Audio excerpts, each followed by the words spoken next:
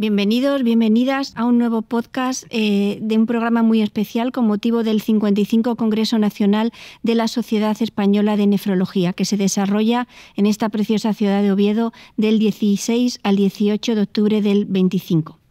Soy Gemma Fernández, soy nefrólogo del Hospital La Paz y me encuentro en la cabina del Nefropro podcast con dos de mis compañeros, con dos compañeros de la Glossen, con el doctor Manuel Macía del Hospital de Canarias y con el doctor Luis Quintana del Hospital Clínic de Barcelona. En este espacio vamos a hablar de la glomerulopatía IgA. Es una de las nefropatías en las que más evidencia tenemos nueva en los últimos meses, años, incluso últimas semanas, y creo que nos va a dar para hablar un buen rato sobre ello. Así es.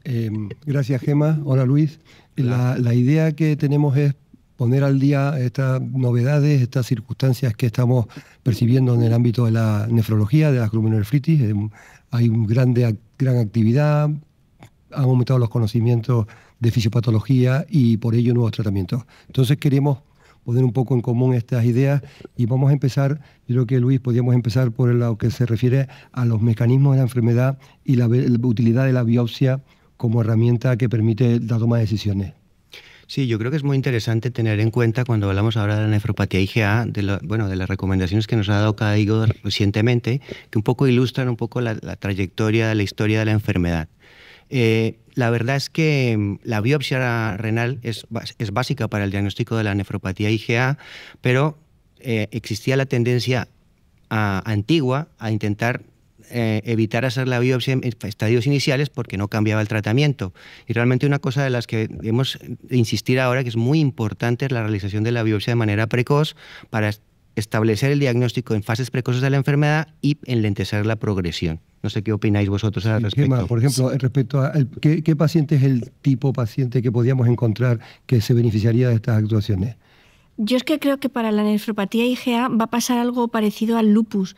Es verdad que el MES, la parte de M y E es actividad y la parte de S y T es cronicidad.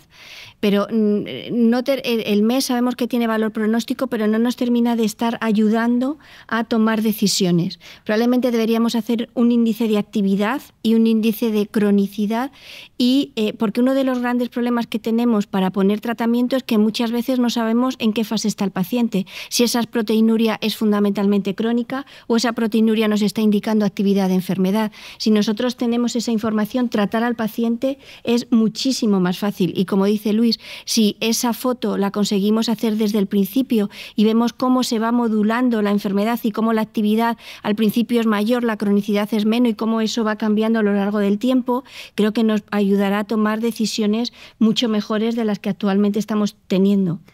Así es, pero sin duda, tanto elementos biomarcadores como la proteinuria y la hematuria siguen siendo de alta validez tanto para conocer la actividad de la enfermedad, aunque, insisto, está claro que en la biopsia podría establecerse algunos indicadores más útiles, pero sin duda la proteinuria y hematuria pueden facilitarnos el estadiaje y las actuaciones terapéuticas, ¿no? ¿Creéis que esto también es así? Pues yo, un poco ligado con lo que ha comentado Gemma antes, yo creo que la biopsia, como ha pasado en la nefritis lúpica, es la única manera actual que tenemos de individualizar los tratamientos en estos pacientes, porque nos permite correlacionar mejor los hallazgos de proteinuria y hematuria.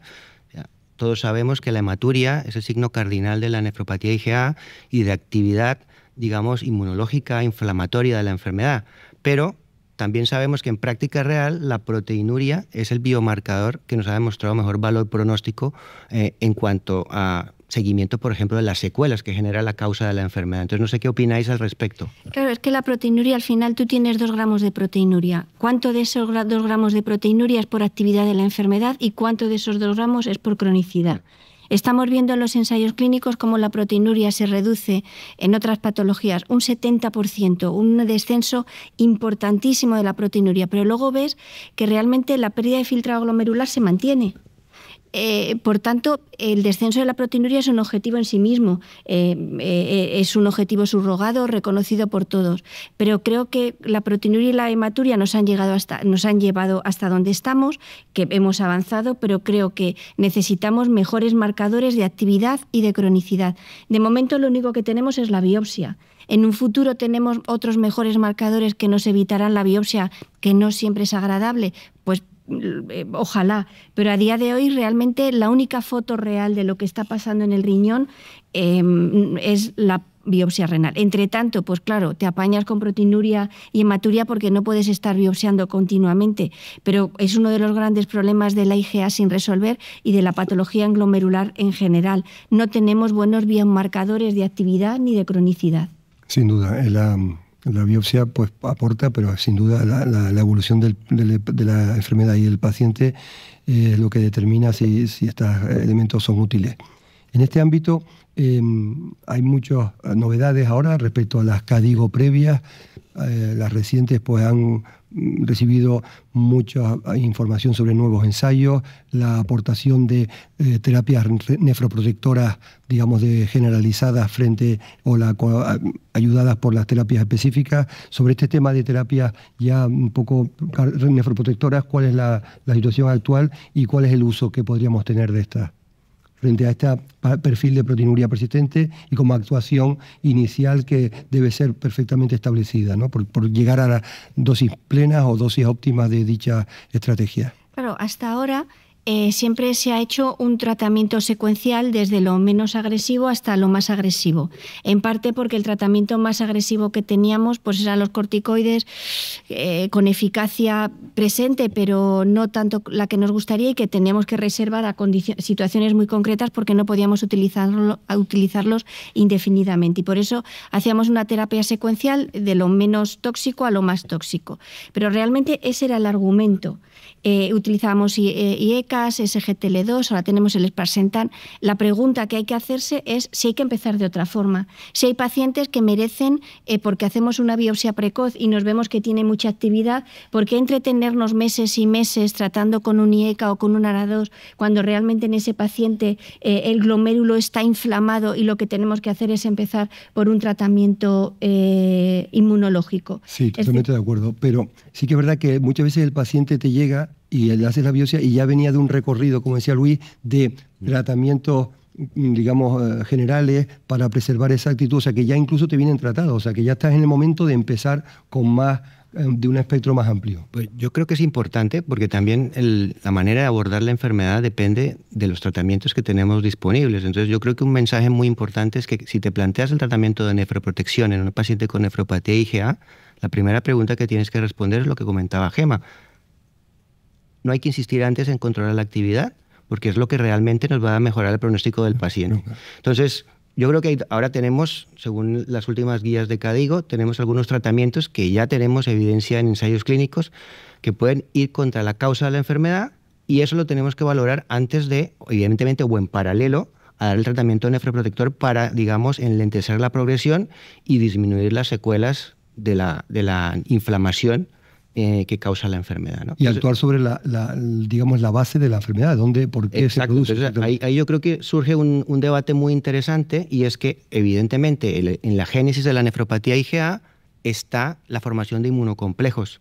Y, evidentemente, ahora mismo, además de los corticoides de forma entérica o las bajas dosis de esteroides sistémicos, tenemos otras opciones de tratamiento que se están probando y se están testando en ensayos clínicos y que podrían representar una alternativa para un tratamiento dirigido y etiológico contra la enfermedad. No sé qué pensáis de esto.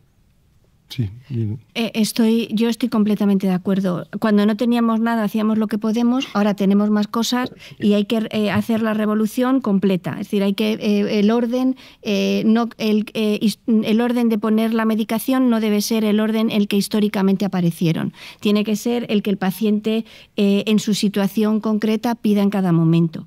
Probablemente el tratamiento dirigido frente a la hiperfiltración renal, los IECAS, los SGTL2, el Sparsentan, que habrá que ver si solamente hace efecto frente a la hiperfiltración o realmente tiene algo más, es otra de las grandes cuestiones a plantear.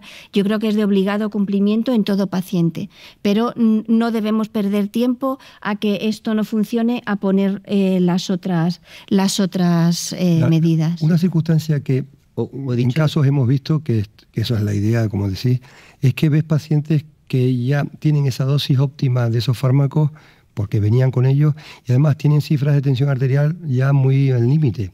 lo cual en algunas experiencias te lleva a dudar de si mantener esa terapéutica porque crees que la hipotensión o las tensiones límite pueden ser condicionantes, pero sin duda la perspectiva de pensar en todo el espectro de la enfermedad, no solo en ese tratamiento estándar, es básico y yo creo que es el momento para utilizarlo, ¿no?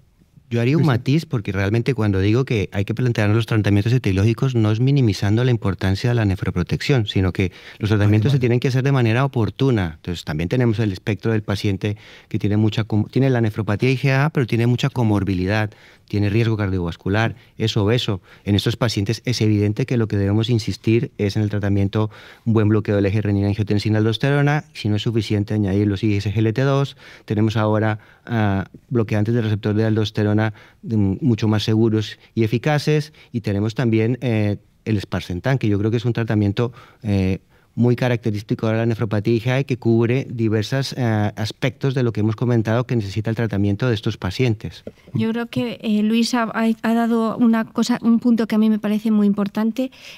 Claro, como hay nuevos tratamientos y es lo que estábamos buscando, hablamos mucho de ellos, pero ¿cuántas veces una proteinuria ha descendido con perder 5 kilos de peso, claro, con perder 10 kilos de peso? Totalmente. Hay un ensayo clínico que evaluara los GLP-1 en la IgA, conseguiría un descenso de proteinuria bastante similar al que hemos visto con otros tratamientos de actividad inmunológica. Y en concreto, no sé por qué en la IgA es una enfermedad especialmente sensible al peso. En general toda la proteinuria, ¿no?, es sensible al peso, pero 5 kilos de peso en un paciente, a veces preparas la consulta, ves, uy, se ha descendido la proteinuria. Y cuando entras te lo encuentras con 5 kilos menos y dices, pues ¿es esto? Sí, sí. Y de hecho esto no te lo planteabas hace unos años. Hace unos años. Y ahora lo ves y el uso de estas moléculas o de mensajes un poco que calen más ha servido para encontrar esto. Sí, nos ha pasado a todos. A todos. Sí. Bueno, y ahora en el ámbito de tratamientos más específicos contra la enfermedad y que estén ya consolidados con ensayos, ¿qué moléculas o qué, terapéuticas creen que sería esa parte obligada de completar el tratamiento? Bueno, yo creo que los esteroides siempre han sido nuestro amigo de viaje en la IgA. En los últimos años hemos aprendido que probablemente las dosis altas de esteroides ni eran necesarias y que producían unos efectos secundarios que no queríamos, y que a lo mejor los esteroides sistémicos siguen siendo una herramienta útil con buena profilaxis, como nos ha demostrado el estudio testing.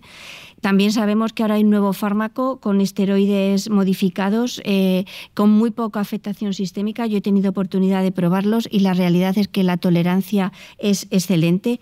Hay pacientes en los que va bien, en otros pacientes en los que no consigues tanto, pero es verdad que se toleran muy bien. Pero esas moléculas, ¿cuál es el perfil de respuesta? ¿Cuánto hay que esperar?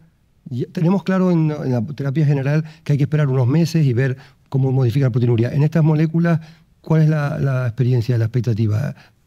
Pues a mí, mi experiencia es que realmente actúa muy rápido. Vale. Y realmente hay ese componente de que es una formulación específica entérica, y el hecho que actúe sobre la placa de Peyer, inhibiendo esta inmunidad de mucosas y la producción de esta IgA, que en los pacientes con nefropatía IgA pues es anómala y que es más inmunogénica, pues seguramente que juega un papel.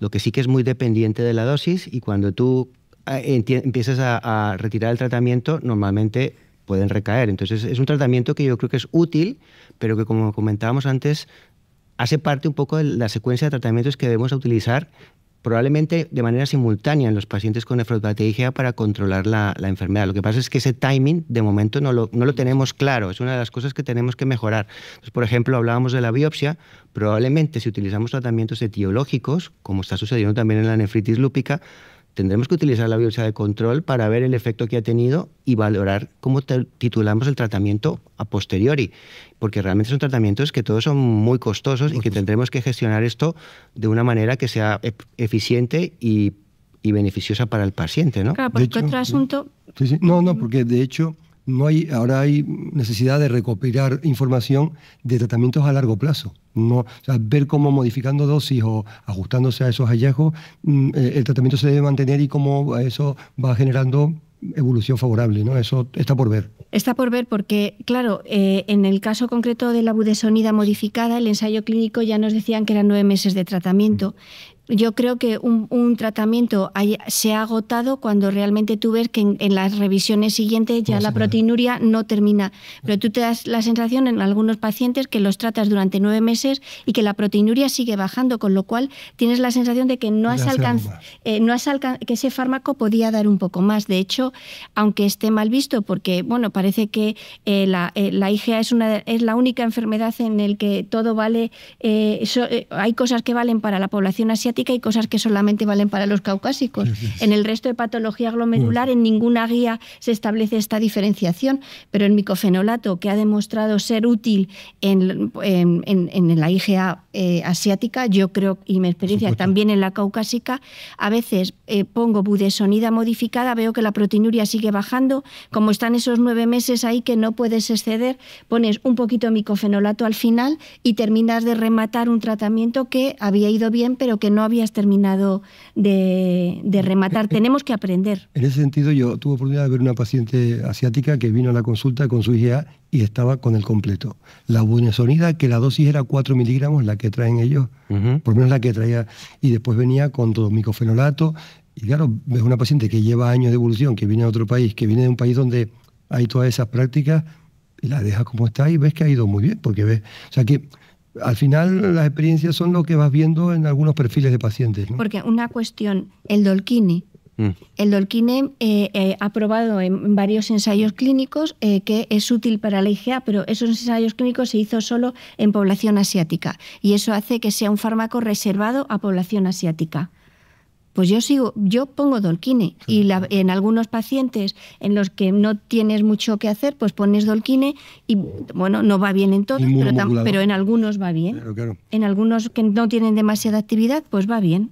Por ejemplo, hay un caso en el que ahora que comentas lo del Dolquine, que es el tema del embarazo, que yo creo que es no conocemos muy bien la historia de la enfermedad y el impacto que tiene el embarazo, tanto en la actividad de la enfermedad, parece que no influye directamente, pero lo que sí que pasa es que las pacientes después de un embarazo progresen hacia la enfermedad renal crónica de una manera más rápida. Entonces el Dolquine es un tratamiento que se puede dar en el embarazo y yo lo he utilizado y bueno, con un efecto pues que no podemos decir que siempre funciona, pero es una opción que puedes utilizar y que no te quedas de brazo cruzado. Vaya. Exacto. Es seguro que el embarazo no lo puedes usar. O sea, sí.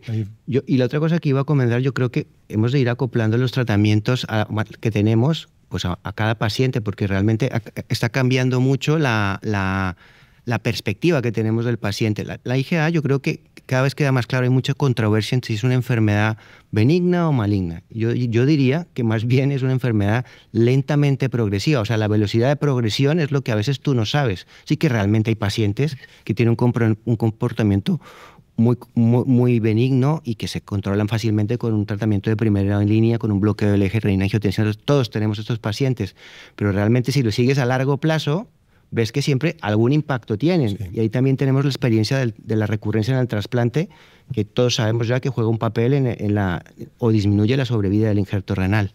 Muy bien, y ya para ir acabando, lo que has dicho, ¿no? En resumen, es un paciente que va años en la consulta y él, si no tomaste una buena decisión hace 10 años, cuando lo recibe un compañero ya hay poco que hacer. Y esto nos está dando herramientas. ¿Y qué hay de nuevo? ¿Qué es lo que ahora mismo está más de fármacos que podemos esperar? Muy breve, nos queda ya poco tiempo. Pues yo diría que una de las cosas que estamos todos muy interesados en ver práctica real, de momento es cuestión de ensayos clínicos, es el impacto que tienen los fármacos que bloquean APRIL o BANF, o bloquean los dos. Hay diversos estudios en marcha, yo creo que por cuestiones de tiempo no lo podemos valorar, pero realmente se está viendo que disminuyen la meturia, controlan la proteinuria, y realmente puede ser un tratamiento etiológico muy efectivo y muy dirigido a la causa inicial de la enfermedad que comentábamos antes. Bueno, también están los bloqueantes del complemento. El iptacopan en algún ensayo clínico también ha demostrado disminuir proteinuria y enlentecer progresión. Hay ensayos clínicos que evalúan distintos bloqueantes del complemento en distintos puntos. El gran reto es saber dentro de los HIT de la enfermedad en qué momento utilizar, porque ahora vamos a tener herramientas, en qué punto poner cada uno de los fármacos. Ahora mismo, cuando ya tenemos fármacos, esta va a ser la gran pregunta. ¿A quién, cuándo y durante cuánto tiempo? Como siempre pasa en medicina, una vez que tienes toda la información y todos los recursos, ahora viene el reto. Exacto. Ordenarlo. Sí, claro. Pues no sé, ha quedado todo estupendo. Creo que ha sido bastante interesante y con mucho por hacer, ¿no, Gemma? Pues para que cierre. Pues aquí terminamos este episodio de este Nefropodcast. Muchas gracias a los invitados de hoy. Muchas gracias, Luis. Muchas gracias, Manolo, por estar aquí y por contar la IgA de una forma tan fácil. Muchas gracias a todos los oyentes por escuchar este Nefropodcast en Spotify, en iVoox o en YouTube. Y recordar que ese Nefro tenéis disponible también este y todos los episodios anteriores y que se van a ir grabando en este interesantísimo congreso. Muchas gracias a todos. Gracias. Gracias.